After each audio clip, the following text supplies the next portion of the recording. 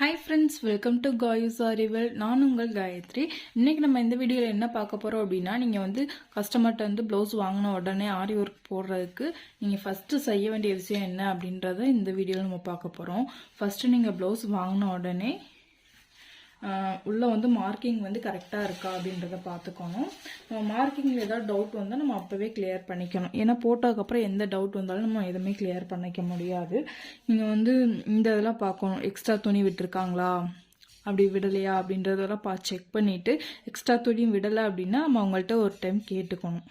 அதுக்கப்புறம் பார்த்திங்கன்னா எல்லா மார்க்கிங்குமே கரெக்டாக வந்திருக்குதா. அப்புறம் வந்து ஃப்ரண்ட்டு தான் முக்கியமாக நமக்கு வந்து டவுட் வர்றது. அந்த ஃப்ரண்ட்டு பார்த்தீங்க அப்படின்னா ஒரு சிலர் வந்து ரெண்டு சைடில் உள்ளதுமே நமக்கு வந்து ட்ரா பண்ணி கொடுத்துருவாங்க. அதில் வந்து கன்ஃபியூஸ் ஆகும். ஸோ வந்து நம்ம எந்த சைடு நம்ம போடணும் அப்படின்றத வந்து கிளியராக நம்ம கேட்டுக்கணும். அப்புறம் வந்து மெயினாக என்ன தப்பு வந்து நடக்கும் அப்படின்னா, இந்த லைன் வந்து சிங்கிள் லைனில் போட்டுருவாங்க. இப்போ வந்து எக்ஸ்ட்ரா துணி வந்து தையலுக்கு விடாமல் சிங்கிள் லைன் மட்டும் நமக்கு வந்து ட்ரா பண்ணி கொடுத்துருவாங்க. அப்போ நமக்கு என்ன மிஸ்டேக் வரும் அப்படின்னா, நம்ம வந்து அந்த லைன்லேயே வந்து நம்ம போட்டுருவோம்.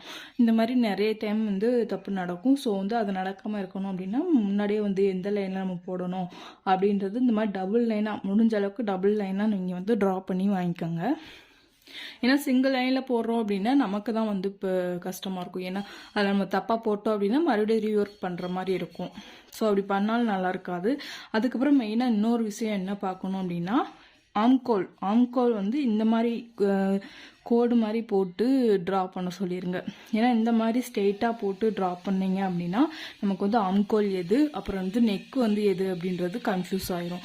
ஏன்னா ஒரு டைம் என்ன தப்பு நடந்திருக்கு அப்படின்னா, நெக்கும் ஆம்கோலும் ஒரே மாதிரி இருக்கனால ஆம்கோலில் வந்து அந்த டிசைன் போட்டதுக்கப்புறம் வந்து ஸ்டிச்சிங் கொடுக்கும்போது தான் அது வந்து தெரிஞ்சிச்சு.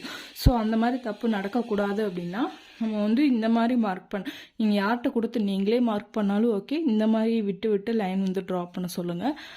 அப்போ தான் வந்து நமக்கு கொஞ்சம் கன்ஃபியூஸ் இல்லாமல் இருக்கும். அடுத்ததாக எதில் நம்ம தப்பு நடக்கும் அப்படின்னா, இந்த ஷோல்டருக்கு வந்து நிறைய பேர் இந்த மாதிரி லைன் ட்ரா பண்ணி கொடுப்பாங்க. ஒரு சிலர் வந்து அவசரத்தில் ட்ரா பண்ணாமல் நம்மகிட்ட கொடுத்துருவாங்க. அப்படி இருக்கும்போது நம்ம வந்து சில சமயத்தில் ஒரு டென்ஷனில் அப்படியே போட்டுருவோம்.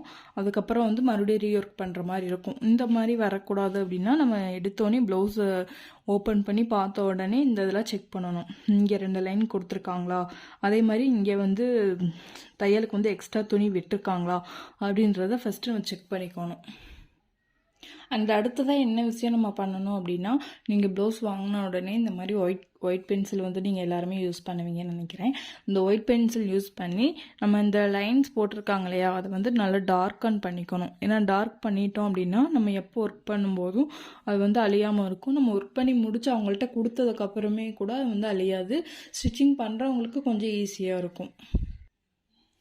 அதுக்கப்புறம் மெயினாக பண்ணக்கூடிய விஷயம் என்ன அப்படின்னா, இந்த ஓரம் இருக்கு இல்லையா, இந்த ஓரத்தை வந்து நம்ம மடக்கி அடிக்கணும் மிஷினில்.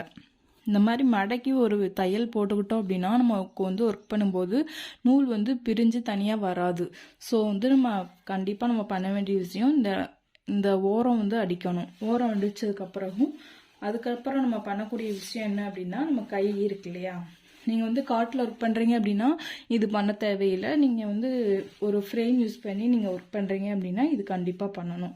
இந்த கை கிட்ட வந்து ஒரு கிளாத் நீங்கள் ஜாயின் பண்ணுற மாதிரி வரும். ஏன்னா நம்ம வந்து ஃப்ரேமில் போடும்போது ஃப்ரேம் வந்து இப்படி ரவுண்டாக தானே வரும்.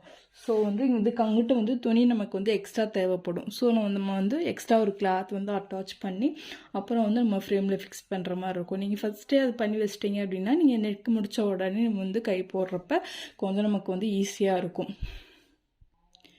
அதே மாதிரி நீங்கள் வந்து கையை அட்டாச் பண்ணுற இடத்துல வந்து இந்த நெக்கு, ஒரு சில ப்ளவுஸில் வந்து நெக்குக்கு வந்து துணியை அட்டாச் பண்ணணும் அப்படின்றதெல்லாம் இருக்காது. ஒரு சில ப்ளவுஸில் வந்து இந்த நெக் வந்து ரொம்ப ஓரமாக வந்து போட்டிருப்பாங்க. அப்படி இருக்கும்போது நம்ம ஃப்ரேமில் ஃபிக்ஸ் பண்ணுறப்போ கொஞ்சம் கஷ்டமாக தான் இருக்கும். ஸோ நீங்கள் வந்து இந்த இடத்துலையும் வந்து ஒரு துணி வந்து எக்ஸ்ட்ரா அட்டாச் பண்ணி அப்புறம் நம்ம கிளாத்தில் ஃப்ரேமில் வந்து ஒர்க் பண்ணுற மாதிரி இருக்கும். நீங்கள் காட்டில் பண்ணீங்க அப்படின்னா உங்களுக்கு ரொம்பவே ஈஸியாக இருக்கும். நம்ம வந்து ஃப்ரேம் யூஸ் பண்ணி பண்ணுறோம் அப்படின்றதுனால இந்த மாதிரியான வேலைகள்லாம் பண்ணணும். அடுத்ததாக வந்து நான் எப்பவுமே யூஸ் பண்ணுற ஃப்ரேம் வந்து 18 இன்ச்சு. இந்த மாதிரி ஃப்ரேம் தான் நான் வந்துட்டு யூஸ் பண்ணுறேன். இதில் பார்த்தீங்க அப்படின்னா இந்த நூல் வந்து சுற்றி வச்சுருக்கேன். ஏன்னா நம்ம கிளாத் வந்து டேமேஜ் ஆகிடக்கூடாது அப்படின்றதுக்காக நான் வந்து நூல் வந்து சுற்றி வச்சுருக்கேன். அதுக்கப்புறம் வந்து இந்த நெக் வந்துட்டு எப்படி ஃபிக்ஸ் பண்ணணும் அப்படின்றத நான் சொல்லிடுறேன். ஏன்னா ஃப்ரண்ட் நெக் வந்து ஒரு சிலர் ரொம்ப ஓரமாக வந்து பண்ணிடுவாங்க. ஸோ அது வந்து கொஞ்சம் ஃபிக்ஸ் பண்ணுறதுக்கு கஷ்டமாக இருக்கும். இந்த மாதிரி நெக் அப்படின்னா நம்ம வந்து ஈஸியாக வந்து ஃபிக்ஸ் பண்ணிடலாம். நமக்கு வந்து கொஞ்சம் எக்ஸ்ட்ரா கிளாத் இருக்குது. ஸோ வந்து இப்படி கஷ்டப்பட்டு இது பண்ணணும் அப்படின்றத விட நீங்கள் வந்து எக்ஸ்ட்ரா அந்த சைடில் வந்துட்டு துணி ஃபிக்ஸ் பண்ணிட்டீங்க அப்படின்னா உங்களுக்கு வந்து ஈஸியாக இருக்கும். எப்பயுமே நீங்கள் ஃபிக்ஸ் பண்ணும்போது பார்த்தீங்கன்னா இந்த ஸ்க்ரூ நம்ம டைட் வைக்கிறது வந்து ஸ்டிச்சிங், அதாவது கிளாத் வந்து நம்ம ஸ்டிச்சிங் பண்ணுறாங்களே இந்த உள்ளே இருக்காமல் இது வந்து எக்ஸ்ட்ரா வேறு ஏதாவது நம்ம கட் பண்ணக்கூடிய கிளாத்தில் அந்த சைடு வர்ற மாதிரி வந்து நம்ம போட்டுக்கணும். இப்போ பார்த்தீங்க அப்படின்னா நான் ஃப்ரேமில் வந்து ஃபிக்ஸ் பண்ணிட்டேன். இப்போ ஒர்க்கு வந்து இந்த இடத்துலேருந்து ஸ்டார்ட் பண்ணுவோம். அப்படியா, ஒர்க்கு வந்து இந்த இடத்துல ஸ்டார்ட் பண்ணும்போது நமக்கு வந்து உங்களுக்கு இடிக்கிற மாதிரி ஏதாவது ஃபீல் ஆச்சு அப்படின்னா நீங்கள் வந்து எக்ஸ்ட்ரா அந்த சைடு வந்து துணியை வந்து யூஸ் பண்ணிக்கலாம். அப்படி இல்லாட்டி நான் இதிலே போட்டுருவேன் அப்படின்னா நீங்கள் வந்து போட்டுடலாம். உங்களுக்கு வந்து அந்த இடம் டிஸ்டர்ப் ஆகிற மாதிரி இருந்துச்சுன்னா மட்டும் நீங்கள் வந்து கிளாத் வந்து அட்டாச் பண்ணிக்கோங்க. இதுக்கப்புறம் வந்து நம்ம வந்து ஒர்க் ஸ்டார்ட் பண்ணிடலாம். அவ்வளோதான் ஃப்ரெண்ட்ஸ். இந்த வீடியோவில் வந்து நம்ம நிறைய டிப்ஸ் வந்து பார்த்துருக்கோம்.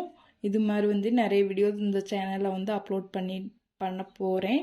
ஸோ வந்து உங்களுக்கு இந்த சேனல் ரொம்பவே யூஸ்ஃபுல்லாக இருக்கும்னு நான் நம்புகிறேன். நீங்கள் வந்து என்னோடய சேனல் பிடிச்சிருந்துச்சி அப்படின்னா மறக்காமல் சப்ஸ்கிரைப் பண்ணி பக்கத்தில் ஒரு பெல் ஐக்கானை ப்ரெஸ் பண்ணி ஆல்ன்ற ஆப்ஷனை கிளிக் பண்ணிக்கோங்க. தேங்க்யூ.